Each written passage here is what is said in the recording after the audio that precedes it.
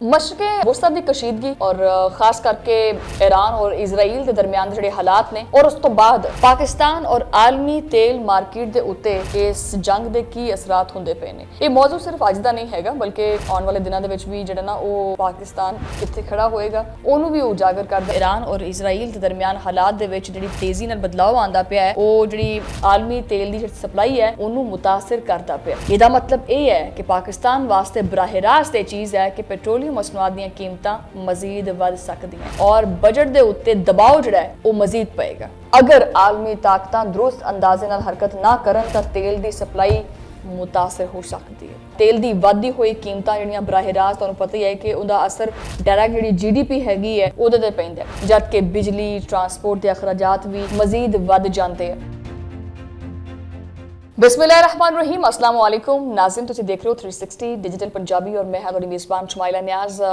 अज दा व्लॉग बल्कि पिछले जिन्ने भी व्लॉग्स गुजरे ने वो मशरक़ वुस्ता दी जिहड़ी कशीदगी है ਉਹਦੇ ਬਾਰੇ ਚ ਕੀਤੇ ਨੇ क्योंकि अगले आने वाले ਜਿਹੜੇ हालात ने वो मज़ीद कशीदा ਹੁੰਦੇ ਪਏ और आख्या ये जा रहा है कि ये ਜਿਹੜੀ जंग है वो 3 ਤੋਂ 4 ਹਫ਼ਤੇ ਜਿਹੜਾ ਉਹ ਜਾਰੀ ਰਹੇਗੀ। ਅਸੀਂ ਦੁਆ और उम्मीद यही करते हैं कि ये जंग 3 ਤੋਂ 4 ਹਫ਼ਤੇ ਜਾਰੀ ना रहे क्योंकि ਇਹਦੇ असरात होर भी बहुत सारे मुल्कों से पैणगे। बहरहाल इसी सूरत हाल उत्ते गलबात करांगे। अज दा व्लॉग करते हैं शुरू। मशक़े वुस्ता दी कशीदगी और खास करके ईरान और इजराइल के दरमियान जिहड़े हालात ने और उस तो बाद पाकिस्तान और आलमी तेल मार्केट के उत्ते इस जंग के की असरात हुंदे पे ने। ये मौजू सिर्फ अज दा नहीं हैगा बल्कि आने वाले दिनों के भी जिहड़ा ना वो पाकिस्तान कित्थे खड़ा होएगा ਉਹਨੂੰ ਵੀ ਉਜਾਗਰ ਕਰਦਾ ਹੈ और ਖਿੱਤੇ ਦੇ ਵਿੱਚ ਕਿਸੇ ਵੀ ਫੌਜੀ ਜਾਂ ਸਿਆਸੀ ਹਰਕਤ ਦੇ ਅਸਰਾਤ ਫੌਰੀ ਤੌਰ ਦੇ ਉੱਤੇ ਡੈਫੀਨੇਟਲੀ ਤਵਾਨਾਈ ਦੀ ਸਪਲਾਈ ਤੇ ਪੈਂਦੇ ਆ ਔਰ ਉਹਨਾਂ ਦੀ ਜਿਹੜੀਆਂ ਕੀਮਤਾਂ ਨੇ ਉਹਨਾਂ ਦੇ ਉੱਤੇ ਵੀ ਜ਼ਾਹਰ ਹੁੰਦੇ ਨੇ।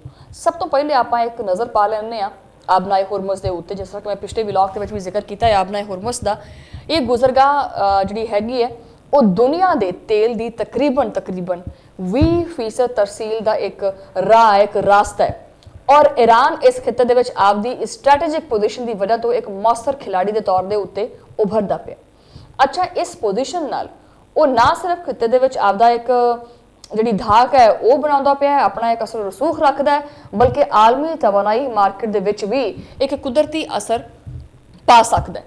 अगर कशीदगी वधदी है या मतलब कि वध तां गई है और कोई होर बहुत वड्डी रुकावट पैदा हुंदी है ਤੇ ਜਿਹੜੀਆਂ ਆਲਮੀ ਕੀਮਤਾਂ ਨੇ ਉਹ ਹੁਣ ਵੀ ਵਧਦੀਆਂ ਪਈਆਂ ਨੇ, ਉਹ ਮਜ਼ੀਦ ਉੱਤੇ ਜਾ ਸਕਦੀਆਂ ਨੇ। ਅੱਛਾ, ਹਾਲ ਹੀ ਦੇ ਵਿੱਚ ਆਲਮੀ ਤਵਾਨਾਈ ਏਜੰਸੀ ਨੇ ਵੀ ਖਬਰਦਾਰ ਕੀਤਾ ਹੈ ਕਿ ਈਰਾਨ ਔਰ ਇਜ਼ਰਾਈਲ ਦੇ ਦਰਮਿਆਨ ਹਾਲਾਤ ਦੇ ਵਿੱਚ ਜਿਹੜੀ ਤੇਜ਼ੀ ਨਾਲ ਬਦਲਾਅ ਆਉਂਦਾ ਪਿਆ ਹੈ ਉਹ ਜਿਹੜੀ ਆਲਮੀ ਤੇਲ ਦੀ ਜਿਹੜੀ ਸਪਲਾਈ ਹੈ ਉਹਨੂੰ ਮੁਤਾਸਿਰ ਕਰਦਾ ਪਿਆ। ਇਹਦਾ ਮਤਲਬ ਇਹ ਹੈ ਕਿ ਪਾਕਿਸਤਾਨ ਵਾਸਤੇ ਬਰਾਹ ਰਾਸਤ ਇਹ ਚੀਜ਼ ਹੈ ਕਿ ਪੈਟਰੋਲੀਅਮ ਮਸਨੂਆਤ ਦੀਆਂ ਕੀਮਤਾਂ ਮਜ਼ੀਦ ਵੱਧ ਸਕਦੀਆਂ ਔਰ ਬਜਟ ਦੇ ਉੱਤੇ ਦਬਾਅ ਜਿਹੜਾ ਹੈ ਉਹ ਮਜ਼ੀਦ ਪਏਗਾ। पाकिस्तान वर्गा मुल्क जो कि दरामदी तेल के उत्ते इन्हिसार करता है, इस तरह के हालात के मुआशी तौर के उत्ते बहुत डाढा मुतासर होएगा। अच्छा, इस तो इलावा एक होर बड़ी चीज़ है कि डॉलर के उत्ते भी दबाव पैंदा पिया। एक हकीकत है कि जो तेल महंगा होंदा है तो दरामदी जिहड़ी अदायगियां ने उन्हां दे विच भी इजाफा होंदा है, जिहदे नाल करंसी दे उत्ते दबाव पैंदा है। इहदे असरात ना सिर्फ पेट्रोल दीयां कीमतां दे उत्ते बल्कि बिजली, गैस और दीगर जरूरियात दे उत्ते भी पैंदे है।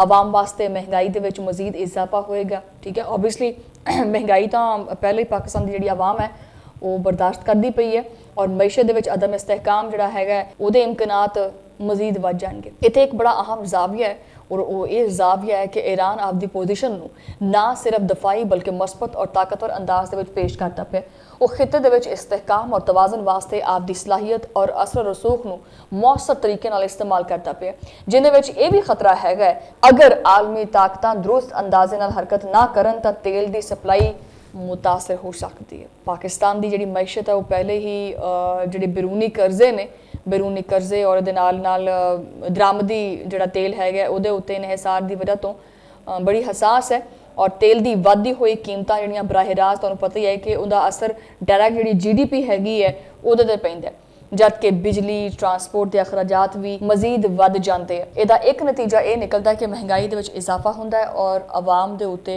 मुआशी जिहड़ा दबाव है वो मजीद पै जाता है। ਮਜ਼ੀਦ ਹੈ ਕਿ ਪਾਕਿਸਤਾਨ ਦੇ ਵਿੱਚ ਸਿਆਸੀ ਔਰ ਮੁਆਸ਼ੀ ਪਾਲਿਸੀ ਸਾਜ਼ ਇਦਾਰੇ ਇਸ ਸੂਰਤ ਹਾਲ ਦਾ ਬਗੌਰ ਜਿਹੜਾ ਨਾ ਉਹ ਜਾਇਜ਼ਾ ਲੈਂਦੇ ਪਏ ਹੈ। ਵਜ਼ਾਰਤ ਤਵਾਨਾਈ ਔਰ ਵਜ਼ਾਰਤ ਖਜ਼ਾਨਾ ਆਲਮੀ ਮਾਰਕੀਟ ਦੇ ਜਿਹੜੇ ਬਦਲਦੇ ਹੋਏ ਹਾਲਾਤ ਨੇ ਉਹਨਾਂ ਦੇ ਮੁਤਾਬਿਕ ਹਕਮਤ ਅਮਲੀ ਤਿਆਰ ਵੀ ਕਰਦੀ ਪਈ ਹੈ ਤਾਂ ਕਿ ਜਿਹੜਾ ਮੁਆਸ਼ੀ ਦਬਾਅ ਹੈ ਉਹਨੂੰ ਜਿਹੜਾ ਨਾ ਉਹ ਘੱਟ ਕੀਤਾ ਜਾ ਸਕੇ। ਇੱਕ ਬੜਾ ਸੰਜੀਦਾ ਔਰ ਜ਼ਿੰਮੇਦਾਰ ਰਵੱਈਆ ਹੈ ਕਿ ਇਹ ਜ਼ਾਹਰ ਕਰਦਾ ਹੈ ਕਿ ਪਾਕਿਸਤਾਨ ਆਲਮੀ ਤਵਾਨਾਈ ਦੇ ਤਕਾਜ਼ਿਆਂ और कशीदगी के असरात समझते हुए बहुत सारे मस्बत इकदाम भी करता पे है। पाकिस्तान की जी स्ट्रैटजी है जी हिकमत अमली अपनाई हुई है वो बड़ी दानिशमंदाना है, यानी कि पाकिस्तान बहुत एक अकल नाल काम लेंदे हुए जी सूरत हाल हैगी है वो निबड़ता पे है। और आखिर च गल करना बड़ा जरूरी है कि आलमी तवानाई मार्केट के असरात सिर्फ और सिर्फ मुआशी नहीं होंगे बल्कि सियासी भी होंगे। जो कीमतां वधदियां तो हुकूमतां दे उत्ते मजीद दबाव पै जाता है, अवामी रद्द-ए-अमल जिहड़ा ना वो सामने आना शुरू हो जाता है और सफारती ताल्लुकात भी काफ़ी हद तक मुतासर होंगे।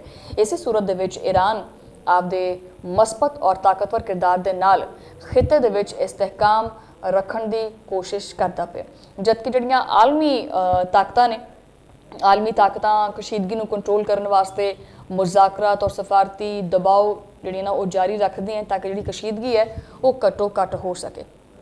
आया कि जो हालात ने वो अगे बेहतर होंगे या नहीं होंगे, लेकिन जी हुणे की सिचुएशन है वो काफ़ी खतरनाक है दोनों पासे। यानी कि इजराइल भी बैठने का नाम नहीं ले रहा और ईरान ने कहा कि जी साढ़े हथ खड़े ने, असी अपनी जी आखिरी साह है ना उदों तक लड़ा। बहरहाल तुहाडे नाल मुलाकात होंदी अगले व्लॉग दे विच, उदों लई अल्लाह ने के बान।